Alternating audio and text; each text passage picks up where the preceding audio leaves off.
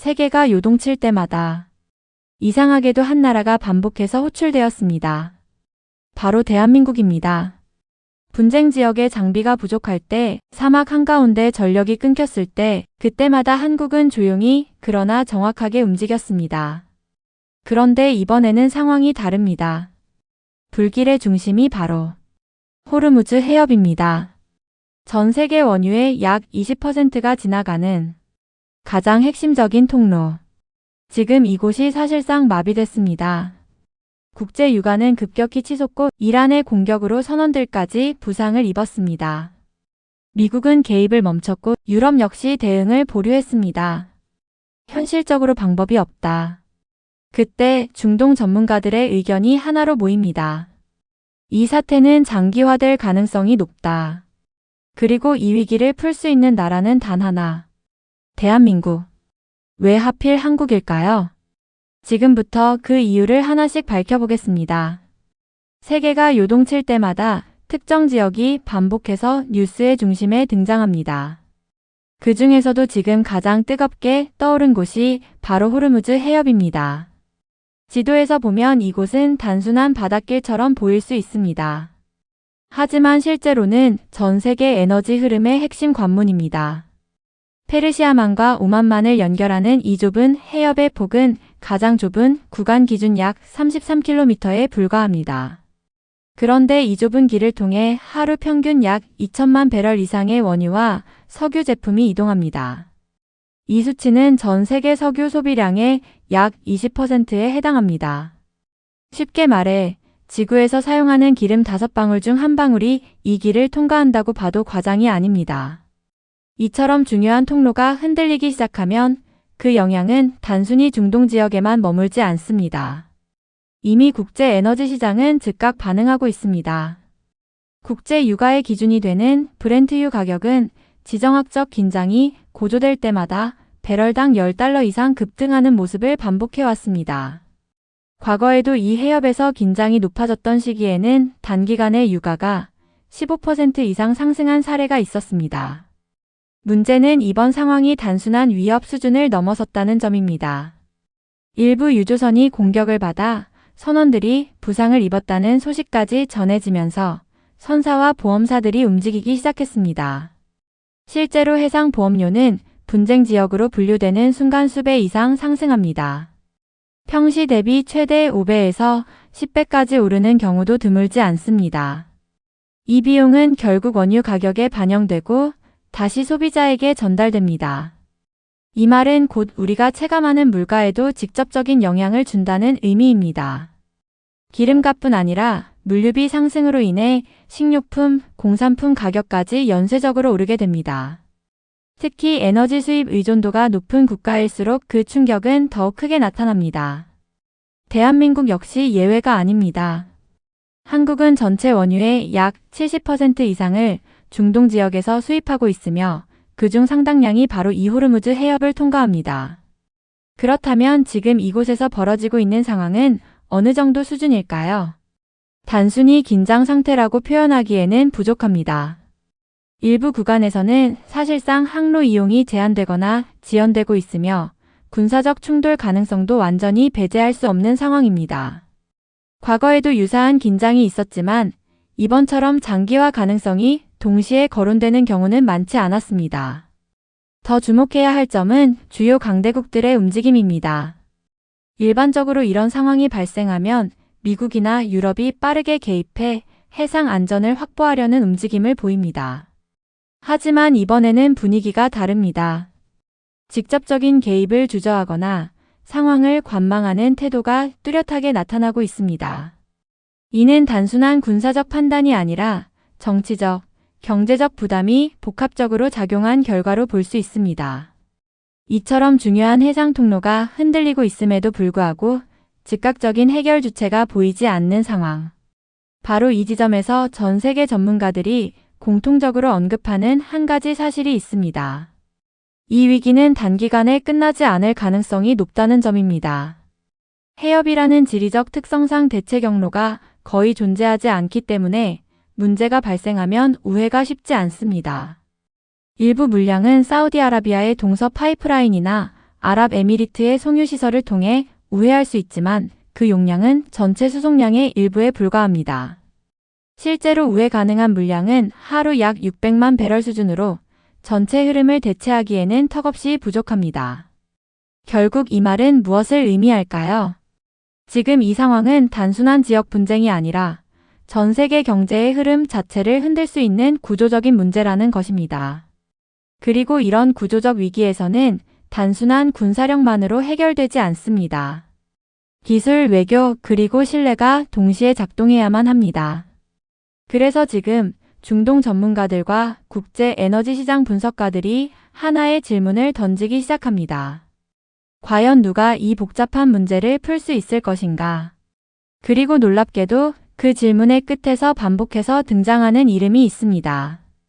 대한민국입니다. 왜 수많은 강대국이 아닌 한국이 이 문제의 해답으로 거론되는 것일까요? 이 질문에 대한 답을 이해하기 위해서는 먼저 지금 이 상황이 단순한 위기가 아니라는 사실을 더 깊이 들여다볼 필요가 있습니다. 지금 우리가 마주하고 있는 상황을 단순히 해협이 위험해졌다는 한 문장으로 정리하는 것은 현실을 지나치게 축소하는 해석일 수 있습니다. 왜냐하면 이 문제의 핵심은 특정 지역의 긴장이 아니라 전 세계가 의존하고 있는 구조 자체에 있기 때문입니다. 현대 경제는 눈에 보이지 않는 하나의 거대한 흐름 위에서 움직입니다. 바로 에너지입니다. 공장이 돌아가고 자동차가 움직이며 전기가 생산되는 모든 과정의 출발점에는 석유와 가스가 존재합니다.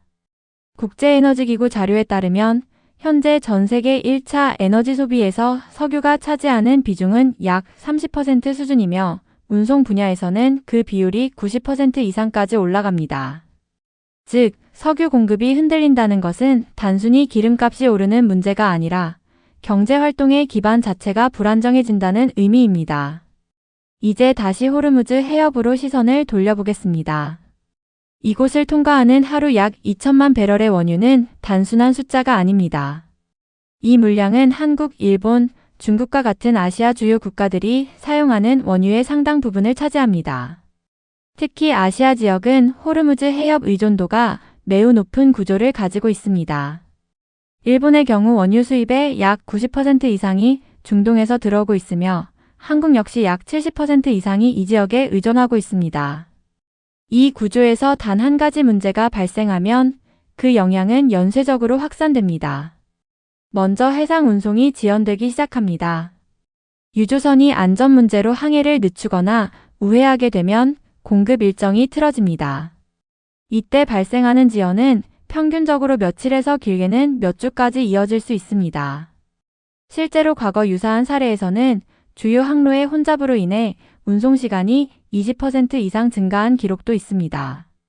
다음 단계에서는 가격이 반응합니다. 국제 유가는 단순한 수요와 공급뿐 아니라 불확실성에도 민감하게 움직입니다. 공급이 실제로 줄어들지 않더라도 줄어들 가능성이 높다고 판단되는 순간 가격은 상승합니다. 2019년 사우디아라비아의 주요 석유시설이 공격을 받았을 당시 하루 생산량의 약 5%가 영향을 받았다는 소식만으로도 국제 유가는 하루 만에 약 14% 급등했습니다. 이러한 가격 상승은 곧바로 각국 경제에 영향을 미칩니다. 예를 들어 국제 유가가 배럴당 10달러 상승할 경우 한국의 연간 수입 비용은 약 10조 원 이상 증가하는 것으로 추산됩니다. 이는 단순한 기업 비용 증가를 넘어 국가 전체의 무역 수지와 환율에도 영향을 주게 됩니다. 그리고 여기서 끝나지 않습니다. 에너지 가격이 상승하면 물류비가 증가합니다. 물류비 상승은 곧 소비재 가격 상승으로 이어집니다. 이 과정에서 가장 먼저 영향을 받는 것은 식료품과 생필품입니다. 실제로 과거 유가 급등기에는 소비자물 가지수가 평균 대비 12%포인트 추가 상승한 사례가 반복적으로 나타났습니다. 특히 고정 수입에 의존하는 시니어 계층에게는 이러한 변화가 체감 물가 상승으로 더욱 크게 다가옵니다. 즉, 지금 벌어지고 있는 일은 단순한 국제 뉴스가 아니라 우리의 일상과 직접적으로 연결된 문제입니다. 또 하나 주목해야 할 부분은 대체 수단의 한계입니다. 많은 사람들이 다른 경로로 보내면 되는 것 아닌가라고 생각할 수 있습니다. 하지만 현실은 그렇게 단순하지 않습니다. 중동 지역에서 생산된 원유는 대부분 해상 운송에 의존합니다. 일부 국가는 파이프라인을 통해 홍해나 다른 항구로 우회할 수 있지만 그 용량은 전체 수송량의 일부에 불과합니다. 사우디아라비아의 동서 파이프라인은 하루 약 500만 배럴 수준, 아랍에미리트의 우회 시설은 약 150만 배럴 수준으로 알려져 있습니다. 이 두 가지를 모두 합쳐도 호르무즈 해협을 통과하는 물량의 절반에도 미치지 못합니다. 결국 이 말은 무엇을 의미할까요? 이 해협이 막히거나 기능이 크게 제한될 경우 전 세계 에너지 공급의 상당 부분이 동시에 영향을 받는다는 뜻입니다. 그리고 이러한 구조적 문제는 단기간에 해결되기 어렵습니다. 더욱 중요한 점은 심리적 영향입니다. 시장에서는 실제 공급보다 위험 인식이 더 빠르게 확산됩니다. 투자자와 기업들이 불안을 느끼기 시작하면 선제적으로 재고를 늘리거나 계약을 변경하게 됩니다. 이 과정에서 수요가 일시적으로 증가하며 가격은 추가로 상승하게 됩니다. 이러한 현상을 경제학에서는 공포 프리미엄이라고 부르기도 합니다. 즉, 실제 부족이 아니라 불안감 자체가 가격을 끌어올리는 것입니다. 지금 상황이 바로 그 단계에 진입하고 있습니다. 정리해보면 현재의 위기는 세 가지 요소가 동시에 작용하고 있습니다. 첫째, 물리적인 공급 경로의 불안정성. 둘째, 대체 수단의 부족. 셋째, 시장 심리의 급격한 변화. 이 세 가지가 겹치면 단순한 위기가 아니라 장기적인 경제 충격으로 이어질 가능성이 높아집니다. 그리고 바로 이 지점에서 중요한 질문이 다시 떠오릅니다. 이 복잡하게 얽힌 문제를 해결하기 위해서는 단순한 군사력이나 외교력만으로는 부족합니다. 에너지 구조를 이해하고 해상 물류를 통제하며 동시에 각국과 협력할 수 있는 능력이 필요합니다. 그렇다면 왜 지금까지 이 역할을 해오던 강대국들은 움직이지 않는 것일까요? 이 질문의 답을 이해하는 순간 왜 대한민국이 다시 언급되기 시작했는지 그 이유가 조금씩 드러나기 시작합니다. 앞서 우리는 하나의 질문에 도달했습니다.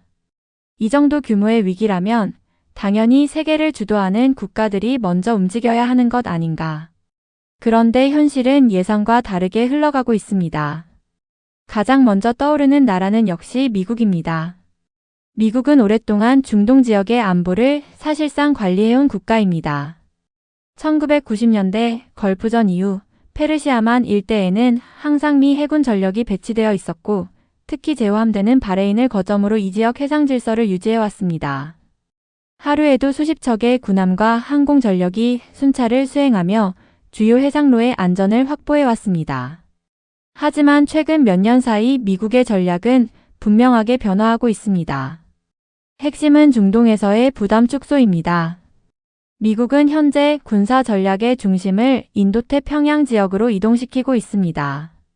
중국과의 경쟁이 심화되면서 한정된 군사 자원을 보다 전략적으로 배치할 필요성이 커졌기 때문입니다. 실제로 미 국방부는 향후 전력 재배치 계획에서 아시아 태평양 지역 비중을 지속적으로 확대하고 있습니다. 또 하나 중요한 요소는 경제적 부담입니다. 중동에서의 군사작전은 막대한 비용이 들어갑니다. 미국 의회 조사국 자료에 따르면 2001년 이후 중동 관련 군사작전에 투입된 비용은 누적 2조 달러를 넘어섰습니다. 이 금액은 단순한 숫자가 아니라 미국 내부 정치에도 큰 영향을 미치는 수준입니다. 이러한 상황에서 미국이 다시 대규모 개입을 선택하기는 쉽지 않습니다. 특히 이번 사태는 명확한 적과 전선이 존재하지 않는 복합적인 형태이기 때문에 군사적 개입의 명분을 만들기도 어렵습니다. 그렇다면 유럽은 어떨까요? 유럽 역시 에너지 측면에서 이 문제와 깊이 연결되어 있습니다. 하지만 현재 유럽은 내부적으로 해결해야 할 과제가 산적해 있습니다. 러시아-우크라이나 전쟁 이후 유럽은 에너지 공급 구조를 급격히 바꿔야 했습니다. 러시아산 가스 의존도를 낮추기 위해 액화천 연가스 수입을 확대하고 재생에너지 전환을 가속화하는 과정에서 상당한 비용이 발생했습니다. 실제로 2022년과 2023년 사이 유럽 주요 국가들의 에너지 비용은 평균 2배 이상 상승한 것으로 나타났습니다. 이로 인해 각국 정부는 재정 부담이 크게 증가했고 물가 상승과 경기 둔화라는 이중 압박에 직면해 있습니다. 이러한 상황에서 중동 문제에 적극적으로 개입하는 것은 정치적으로도 쉽지 않은 선택입니다. 또한 유럽은 군사적으로도 미국에 비해 독자적인 작전 수행 능력이 제한적입니다. 일부 국가들은 해군 전력을 보유하고 있지만 장기간 해상 작전을 유지할 수 있는 능력은 제한적입니다. 그렇다면 중국과 러시아는 어떨까요? 먼저 중국은 세계 최대의 원유 수입국입니다. 하루 약 1,100만 배럴 이상의 원유를 소비하며 그중 상당량을 중동에 의존하고 있습니다. 표면적으로 보면 이번 사태에 가장 적극적으로 나설 이유가 있는 국가처럼 보입니다. 하지만 중국의 접근 방식은 다릅니다. 중국은 전통적으로 군사 개입보다는 경제적 영향력을 활용하는 전략을 선호합니다. 1대1로 프로젝트를 통해 중동 지역과의 협력을 확대해 왔지만 직접적인 군사 행동에는 매우 신중한 태도를 유지하고 있습니다. 이는 단순한 전략 선택이 아니라 구조적인 한계와도 연결됩니다. 중국 해군은 빠르게 성장하고 있지만 아직까지는 미국처럼 전 세계 해상로를 장기간 통제할 수 있는 수준에는 도달하지 않았다는 평가가 많습니다. 러시아 역시 상황은 크게 다르지 않습니다. 현재 러시아는 우크라이나 전쟁에 상당한 군사 자원을 집중하고 있으며 추가적인 해외 개입 여력은 제한적입니다. 또한 러시아는 에너지 수출국이기 때문에 유가 상승 자체가 경제적으로 반드시 불리한 상황은 아닙니다. 결국 주요 강대국들을 하나씩 살펴보면 공통된 결론에 도달하게 됩니다. 모두가 이해관계는 있지만 동시에 적극적으로 나서기에는 부담이 너무 크다는 점입니다. 이것이 바로 지금 상황의 핵심입니다. 문제를 해결할 수 있는 능력을 가진 국가들은 존재합니다. 하지만 그 능력을 실제로 사용할 수 있는 조건이 갖춰져 있지 않습니다. 이러한 상태를 국제정치에서는 전략적 공백이라고 부르기도 합니다. 누군가는 움직여야 하지만 누구도 먼저 나서지 않는 상태. 그리고 바로 이런 공백이 발생했을 때 예상하지 못한 국가가 주목받는 경우가 있습니다. 군사력만이 아니라 경제적 이해관계와 외교적 신뢰, 그리고 실행 능력을 동시에 고려했을 때 부담은 상대적으로 적으면서도 효과적으로 개입할 수 있는 국가. 그 조건에 가장 근접한 나라가 어디인지 전문가들은 조용히 계산하기 시작합니다. 그리고 그 결과는 의외로 한 방향으로 수렴하고 있습니다. 강대국은 아니지만 글로벌 공급망의 중심에 깊이 연결되어 있고 특정 진영에 치우치지 않으면서도 여러 국가와 협력 관계를 유지하고 있으며 필요할 때 빠르게 움직일 수 있는 실행력을 갖춘 나라. 바로 대한민국입니다. 왜 이 이름이 다시 등장하기 시작했는지 그 이유는 다음 단계에서 더욱 분명하게 드러나게 됩니다. 앞선 흐름을 따라오셨다면 이제 자연스럽게 하나의 질문에 도달하게 됩니다. 왜 하필 대한민국인가? 단순히 상황이 맞아떨어진 우연일까요? 아니면 그동안 축적되어 온 어떤 이유가 있는 것일까요? 이 질문에 답하기 위해서는 먼저 과거를 조금 되짚어볼 필요가 있습니다. 대한민국은 지금과 같은 글로벌 위기 상황에서 처음 등장한 나라가 아닙니다. 이미 수십 년 전부터 세계 곳곳에서 반복적으로 필요한 순간에 호출되는 국가였습니다. 대표적인 사례가 바로 중동 건설 붐입니다. 1970년대부터 1980년대까지 이어진 이 시기 동안 한국 기업들은 사우디아라비아, 쿠웨이트, UAE 등지에서 대규모 인프라 프로젝트를 수행했습니다. 도로, 항만, 정유시설, 발전소 등 국가 기반 시설이 한국 기업의 손을 거쳐 만들어졌습니다. 당시 한국이 중동 지역에서 수주한 공사 규모는 누적 수천억 달러에 달합니다. 특히 1970년대 후반에는 연간 해외 건설 수주액의 80% 이상이 중동에서 발생할 정도였습니다. 여기서 중요한 것은 단순한 규모가 아닙니다. 그 환경 자체가 매우 까다로웠다는 점입니다. 섭씨 50도를 넘는 사막 기후, 물과 전기가 부족한 환경, 그리고 촉박한 공사 일정. 이런 조건 속에서도 한국 기업들은 공기를 맞추고 결과물을 완성해냈습니다. 이 경험은 단순한 산업적 성과를 넘어 하나의 이미지로 남게 됩니다. 어려운 상황에서도 결과를 만들어내는 나라. 이 인식은 시간이 지나면서 더욱 강화됩니다. 2000년대 이후에는 군사와 평화유지 분야에서도 비슷한 흐름이 이어집니다. 대한민국은 UN 평화유지군 활동에 꾸준히 참여해왔습니다. 레바논에 파병된 동명부대는 현지 주민들과의 신뢰를 기반으로 안정적인 활동을 이어가며 모범적인 사례로 평가받았습니다. 또한 아덴만 해역에서는 청해부대가 해적 퇴치 작전을 수행하며 국제 해상 안전에 기여했습니다. 이 작전은 단순한 군사 행동이 아니라 실제 상선 보호와 항로 안전 확보라는 실질적인 성과로 이어졌습니다. 특히 2011년 발생했던 아덴만 여명 작전은 전 세계적으로 주목을 받았습니다. 한국 선박이 해적에게 납치된 상황에서 해군 특수부대가 투입되어 선원 전원을 구출한 이 작전은 한국의 군사적 대응 능력을 보여준 대표적인 사례로 평가됩니다. 이러한 경험들은 단순히 기록으로 남지 않습니다. 국제사회에서는 실제로 검증된 능력으로 인식됩니다. 여기에 더해 최근에는 기술력까지 결합되기 시작합니다. 대표적인 사례가 바로 UAE 바라카 원전 프로젝트입니다. 이 프로젝트는 총 사업비 약 200억 달러 규모로 한국이 해외에서 수주한 단일 플랜트 사업 중 최대 규모입니다. 한국은 설계부터 건설, 운영까지 전 과정을 수행하며 원전을 성공적으로 완공했습니다. 원전은 단순한 건설 프로젝트가 아닙니다. 안전성, 기술력, 그리고 장기적인 운영 능력이 모두 검증되어야 가능한 분야입니다. 이 프로젝트의 성공은 한국이 단순한 시공 국가가 아니라 복잡한 시스템을 통합적으로 운영할 수 있는 능력을 갖추고 있다는 것을 보여줍니다. 이제 이 모든 요소를 하나로 묶어보겠습니다. 첫째, 극한 환경에서도 결과를 만들어낸 건설 경험. 둘째, 실제 상황에서 검증된 해상 및 군사 대응 능력. 셋째, 고난도 기술을 안정적으로 수행할 수 있는 산업 역량. 이 세 가지가 동시에 존재하는 국가는 생각보다 많지 않습니다. 그리고 여기서 또 하나 중요한 요소가 등장합니다. 바로 신뢰입니다. 국제분쟁 지역에서는 단순히 능력만으로는 부족합니다. 어느 한쪽 편에 치우쳐 있지 않다는 인식, 그리고 약속을 지킬 것이라는 믿음이 필요합니다. 대한민국은 역사적으로 특정 지역에서 식민 지배를 했던 경험이 없으며 중동 지역에서도 정치적 갈등의 중심에 서 있었던 적이 없습니다.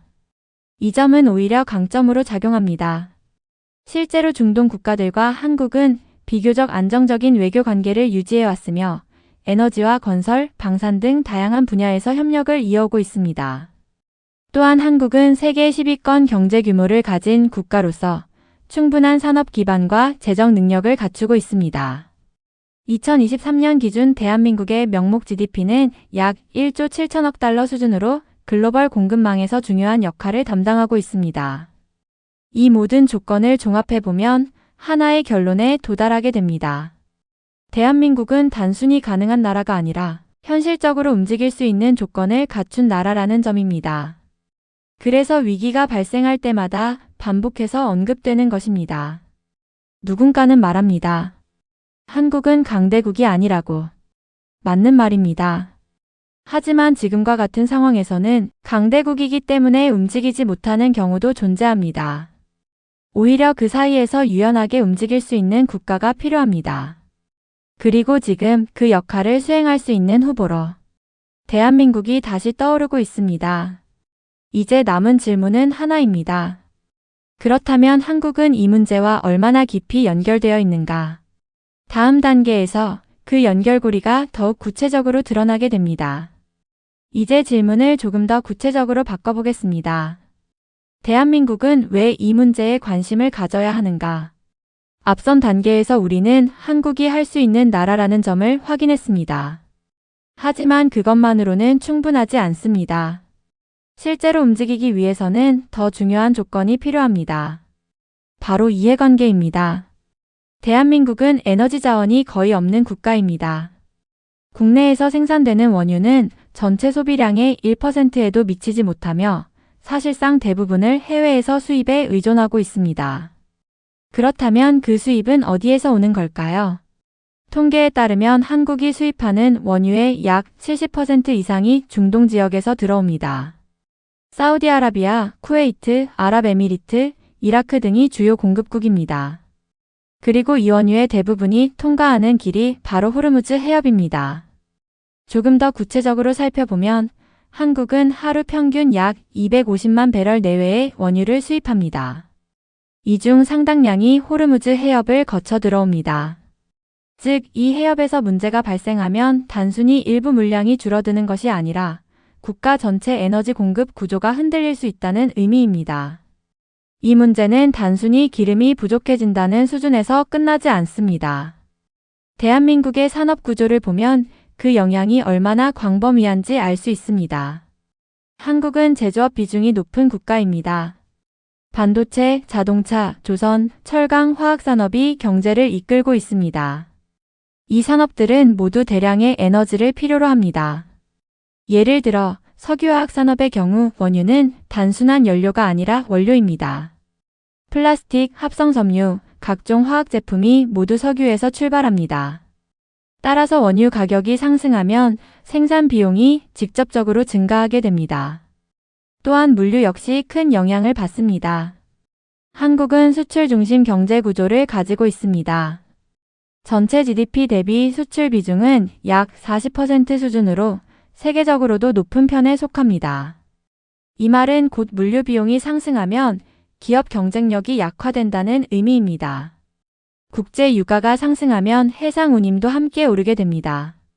실제로 유가가 상승할 경우 컨테이너 운임 지수 역시 일정한 시차를 두고 상승하는 경향을 보입니다. 과거 사례를 보면 유가가 배럴당 20달러 이상 급등했던 시기에는 글로벌 해상 운임이 약 15% 이상 상승한 기록도 있습니다. 이러한 변화는 결국 수출 가격에 반영되거나 기업의 수익성을 악화시키는 결과로 이어집니다. 여기서 끝나지 않습니다. 에너지 가격 상승은 전력 비용에도 영향을 줍니다. 한국의 발전 구조를 보면 여전히 화석 연료 비중이 상당히 높습니다. 액화천 연가스와 석탄, 그리고 일부 석유 기반 발전이 포함되어 있습니다. 연료 비용이 상승하면 전기요금 인상 압력이 커지게 되고 이는 산업 전반에 영향을 미칩니다. 특히 중소기업이나 자영업자에게는 더욱 큰 부담으로 작용합니다. 이처럼 하나의 해협에서 발생한 문제가 산업, 물류, 전력, 물가까지 연결되는 구조. 이것이 바로 대한민국이 이 상황에서 자유로울 수 없는 이유입니다. 또 하나 중요한 요소는 시간입니다. 에너지 공급은 단기간에 대체하기 어렵습니다. 예를 들어 다른 지역에서 원유를 확보하려고 해도 계약 변경과 운송 일정 조정에는 시간이 필요합니다. 미국이나 아프리카 지역에서 원유를 수입할 수는 있지만 운송 거리 자체가 훨씬 길어집니다. 중동에서 한국까지는 평균 약 20일 정도가 소요되지만 미국에서 출발할 경우 최대 40일 이상이 걸릴 수 있습니다. 이 차이는 단순한 시간이 아니라 공급 안정성의 문제로 이어집니다. 운송 기간이 길어질수록 재고 관리 부담이 커지고 가격 변동 리스크도 증가하게 됩니다. 결국 현실적인 선택지는 제한적입니다. 그래서 한국은 이미 일정 수준의 대비를 해두고 있습니다. 대표적인 것이 비축유입니다. 대한민국은 약 9천만 배럴 이상의 전략 비축유를 보유하고 있으며 이는 약 90일 이상 사용할 수 있는 규모로 알려져 있습니다. 국제 기준에서도 비교적 안정적인 수준입니다. 하지만 이 역시 영구적인 해결책은 아닙니다. 비축유는 시간을 벌어주는 수단일 뿐 근본적인 공급 문제를 해결해주지는 않습니다. 즉, 장기적으로 상황이 지속될 경우 결국 새로운 해결책이 필요해집니다. 여기서 다시 처음 질문으로 돌아가 보겠습니다. 대한민국은 왜 이 문제에 관여해야 하는가? 답은 분명합니다. 이 문제는 선택이 아니라 필수에 가깝기 때문입니다. 에너지 공급이 흔들리면 경제가 흔들리고 경제가 흔들리면 일상이 흔들립니다. 그리고 그 출발점이 바로 이 해협입니다. 이제 상황은 더욱 명확해졌습니다. 한국은 이 위기에서 단순한 관찰자가 아니라 직접적인 영향을 받는 당사자입니다. 그렇다면 다음 단계에서 던져야 할 질문은 이것입니다. 과연 대한민국은 실제로 어떤 방식으로 이 문제에 접근할 수 있을까? 그리고 그 선택에는 어떤 가능성과 위험이 함께 존재할까? 이제 남은 질문은 하나입니다. 대한민국은 이 위기 속에서 실제로 무엇을 할 수 있는가? 앞서 살펴본 것처럼 한국은 이 상황에서 단순한 이해 당사자가 아니라 직접적인 영향을 받는 국가입니다. 동시에 일정 수준 이상의 역량을 갖추고 있다는 점도 확인했습니다. 그렇다면 현실적인 선택지는 무엇일까요? 가장 먼저 떠올릴 수 있는 방식은 군사 개입입니다. 하지만 이 선택은 매우 신중해야 합니다. 중동 지역은 복잡한 이해관계가 얽혀 있는 곳입니다. 특정 국가의 편에 서는 방식의 개입은 오히려 상황을 악화시킬 가능성이 있습니다. 따라서 한국이 선택할 수 있는 접근 방식은 직접 충돌이 아닌 안정 유지에 초점이 맞춰질 가능성이 높습니다. 이와 관련해 가장 현실적인 시나리오는 해상 안전 확보입니다. 대한민국은 이미 이 분야에서 검증된 경험을 가지고 있습니다. 아덴만 해역에서 활동해온 청해부대는 2009년 파병 이후 수십 차례의 호송 작전을 수행하며 한국 선박뿐 아니라 국제 상선의 안전 확보에 기여해왔습니다. 실제로 청해부대는 연간 수백 척 이상의 선박을 안전하게 호위한 경험이 있으며 이 과정에서 해적 공격을 사전에 차단하거나 대응한 사례도 다수 존재합니다. 이러한 경험은 단순한 군사력이 아니라 실전에서 축적된 운영 능력을 의미합니다. 호르무즈 해협에서도 유사한 방식이 적용될 수 있습니다. 예를 들어 특정 구간을 설정해 유조선과 화물선을 일정 규모의 선단으로 묶고 이를 군함이 호위하는 방식입니다. 이 경우 개별 선박이 위험에 노출되는 시간을 줄일 수 있으며 공격 가능성 자체를 낮추는 효과가 있습니다. 이러한 작전은 이미 국제적으로 검증된 방식입니다. 과거에도 중동 해역에서는 다국적 연합 해상 안전 작전이 여러 차례 수행된 바 있습니다. 또 하나의 중요한 역할은 정보와 감시입니다. 현대 해상 작전에서는 단순히 군함을 배치하는 것보다 상황을 얼마나 빠르게 파악하느냐가 더 중요합니다. 위성, 드론, 해상 레이더를 활용해 위험 요소를 사전에 탐지하고 대응하는 체계가 필요합니다. 대한민국은 정보통신 기술과 감시, 장비 분야에서 높은 수준의 역량을 보유하고 있습니다. 이러한 기술을 활용하면 단순한 군사 개입이 아니라 해상 안전을 지원하는 플랫폼 역할을 수행할 수 있습니다. 여기에 외교적 역할이 결합될 수 있습니다. 한국은 중동 지역 주요 국가들과 비교적 안정적인 관계를 유지하고 있습니다. 특정 국가와 깊은 갈등을 겪고 있는 상황이 아니기 때문에 중립적인 위치에서 대화의 창구를 열 수 있는 조건을 갖추고 있습니다. 실제로 한국은 에너지 협력, 건설 프로젝트, 방산 협력 등을 통해 다양한 국가와 연결되어 있으며 이러한 관계는 위기 상황에서 협력 채널로 활용될 수 있습니다. 또 하나 주목할 부분은 기술 기반 지원입니다. 해협이 마비되는 상황에서는 단순한 군사력보다 물류와 에너지 흐름을 복구하는 능력이 중요해집니다. 예를 들어 항만시설의 복구, 선박 운항 관리 시스템 구축, 긴급 전력 공급 등 다양한 분야에서 기술적 지원이 필요할 수 있습니다. 대한민국은 세계적인 수준의 조선산업과 항만 운영 능력을 보유하고 있습니다. 부산항은 세계 5위권 수준의 물동량을 처리하는 항만이며 한국조선업은 글로벌 시장 점유율 상위권을 유지하고 있습니다. 이러한 역량은 단순한 산업 경쟁력을 넘어 위기 상황에서 실질적인 해결책을 제공할 수 있는 기반이 됩니다. 이제 이 모든 요소를 하나의 흐름으로 정리해 보겠습니다. 첫 번째 단계는 긴급 안정화입니다. 해상 안전 확보를 통해 추가적인 피해를 막고 항로의 기본적인 기능을 유지합니다. 두 번째 단계는 운송 정상화입니다.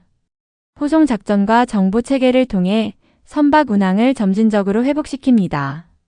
세 번째 단계는 구조적 안정화입니다. 외교적 협력과 기술 지원을 통해 장기적인 안정 기반을 구축합니다. 이 세 단계가 유기적으로 작동할 경우 단순한 위기 대응을 넘어 지속 가능한 해결로 이어질 수 있습니다. 물론 이러한 과정이 쉽지는 않습니다. 현실적인 제약도 존재합니다. 군사 자원의 한계, 외교적 부담, 경제적 비용 등 다양한 요소를 동시에 고려해야 합니다. 특히 해외 파병과 관련된 결정은 국내 정치와 여론에도 영향을 미치기 때문에 신중한 접근이 필요합니다. 하지만 분명한 사실은 하나입니다. 대한민국은 이 문제를 지켜보는 입장에 머물기에는 너무 깊이 연결되어 있다는 점입니다. 그리고 또 하나 중요한 사실이 있습니다. 이러한 시나리오가 단순한 가정이 아니라 이미 과거 여러 차례 현실에서 검증된 방식이라는 점입니다. 이제 남은 것은 선택입니다. 과연 어디까지 개입할 것인가, 어떤 방식으로 역할을 수행할 것인가. 이 선택에 따라 결과는 크게 달라질 수 있습니다. 그리고 바로 그 지점에서 또 다른 중요한 질문이 등장합니다. 이 모든 과정에는 분명한 위험이 따릅니다. 그렇다면 대한민국이 이 선택을 할 경우 감수해야 할 대가는 무엇일까요? 지금까지의 흐름을 보면 하나의 방향성이 자연스럽게 보이기 시작합니다. 대한민국은 능력도 있고 이해관계도 있으며 현실적인 선택지도 존재합니다. 하지만 여기서 반드시 짚고 넘어가야 할 부분이 있습니다. 바로 위험입니다. 어떤 선택이든 대가가 따릅니다. 특히 국제 분쟁과 연결된 문제라면 그 무게는 훨씬 더 커집니다. 먼저 가장 직접적인 위험은 군사적 충돌 가능성입니다. 호르무즈 해협은 단순한 해상 통로가 아니라 여러 국가의 군사력이 동시에 집중된 지역입니다. 이란을 비롯해 미국 그리고 주변 국가들의 해군 전력이 밀집해 있으며 작은 오해나 충돌이 빠르게 확전으로 이어질 수 있는 구조를 가지고 있습니다.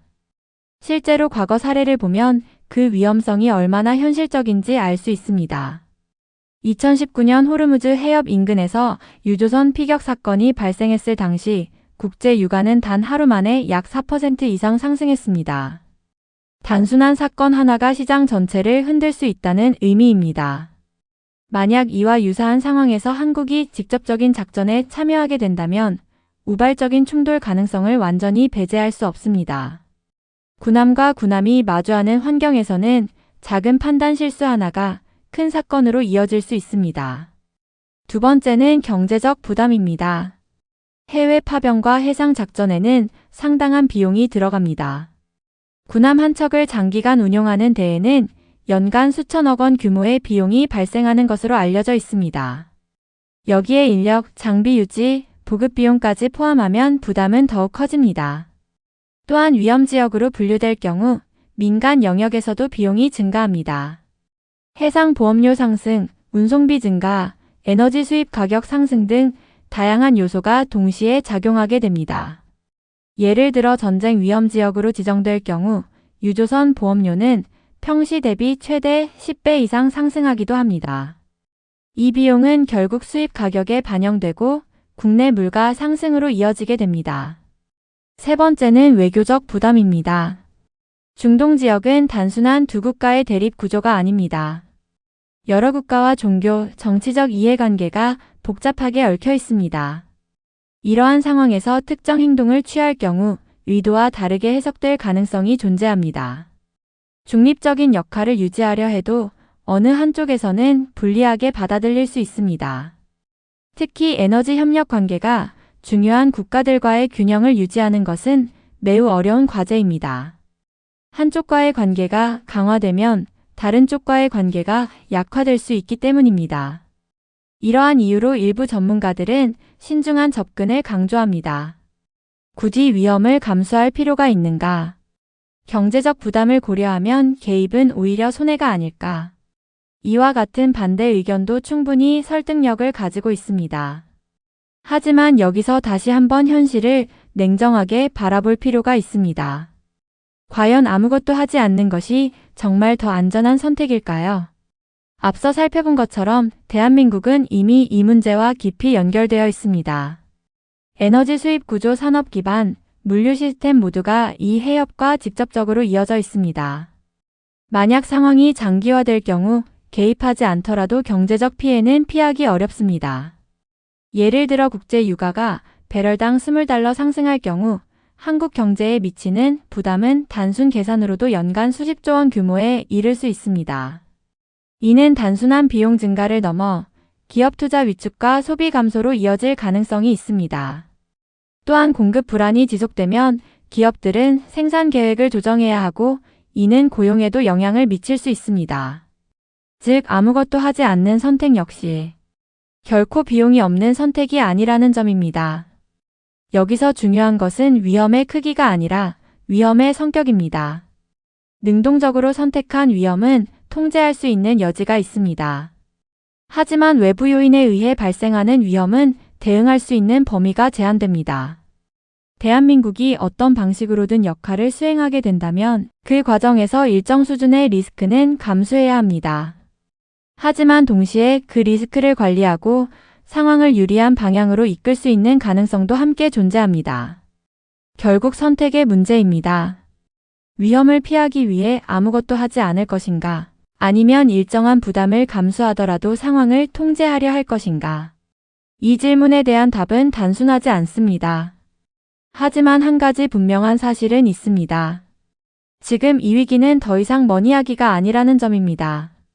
그리고 바로 이 지점에서 마지막으로 정리해야 할 질문이 남습니다. 왜 결국 대한민국인가?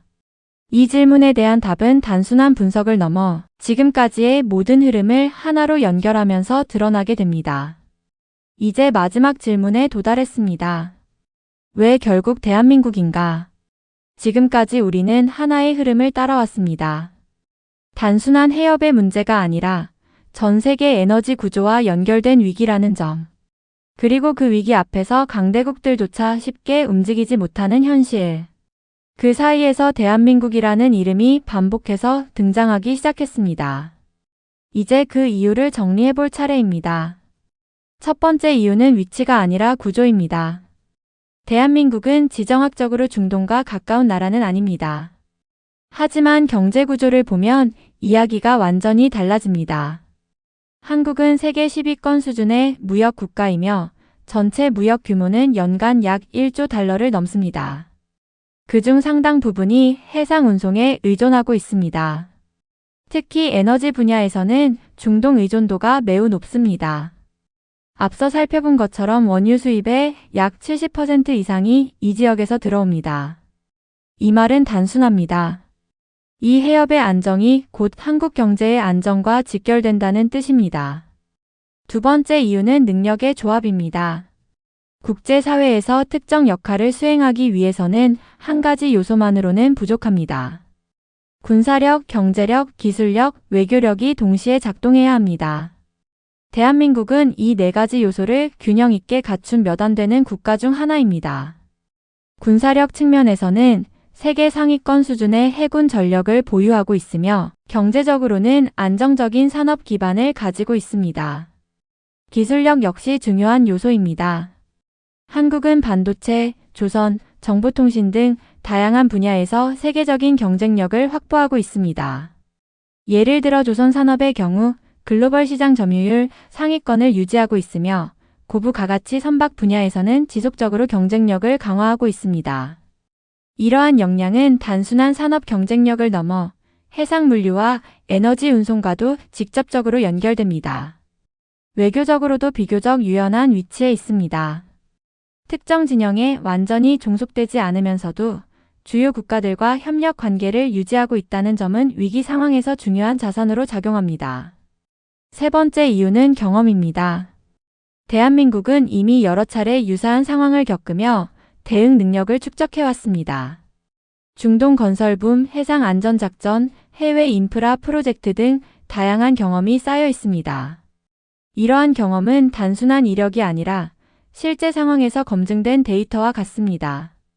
어떤 환경에서 어떤 방식이 효과적인지, 그리고 어떤 한계가 존재하는지에 대한 이해가 축적되어 있다는 의미입니다.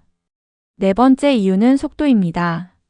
위기 상황에서는 의사결정 속도가 매우 중요합니다. 아무리 뛰어난 계획이 있어도 실행이 늦어지면 의미가 줄어듭니다.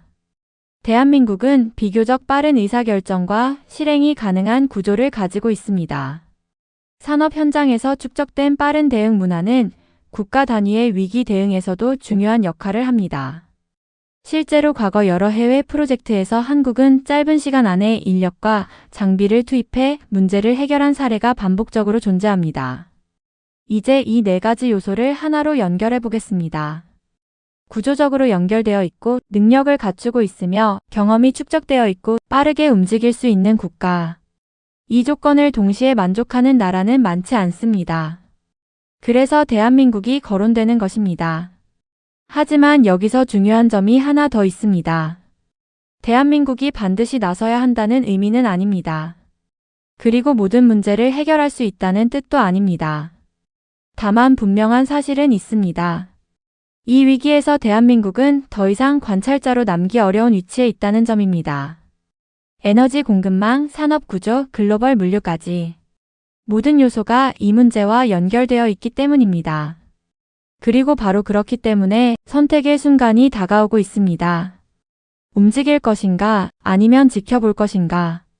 이 선택은 단순히 한 시점의 결정이 아니라 앞으로의 방향을 결정짓는 기준이 될 수 있습니다. 세계는 지금 빠르게 변하고 있습니다. 에너지 질서, 공급망 구조, 국제관계 모두가 재편되고 있습니다. 이러한 변화 속에서 중요한 것은 단순한 힘의 크기가 아닙니다. 얼마나 정확하게 상황을 읽고 적절한 시점에 올바른 방식으로 움직일 수 있는가입니다. 대한민국은 그 가능성을 가진 국가입니다. 과거에도 그랬고 지금도 그렇고 앞으로도 그럴 가능성이 있습니다. 위기는 반복됩니다. 그리고 그때마다 선택의 순간이 찾아옵니다. 이번에도 마찬가지입니다. 조용하지만 결정적인 역할을 할 것인지 아니면 흐름을 지켜보는데 그칠 것인지. 그 선택의 결과는 단순한 한 사건의 결말을 넘어 대한민국의 다음 위치를 결정하게 될지도 모릅니다.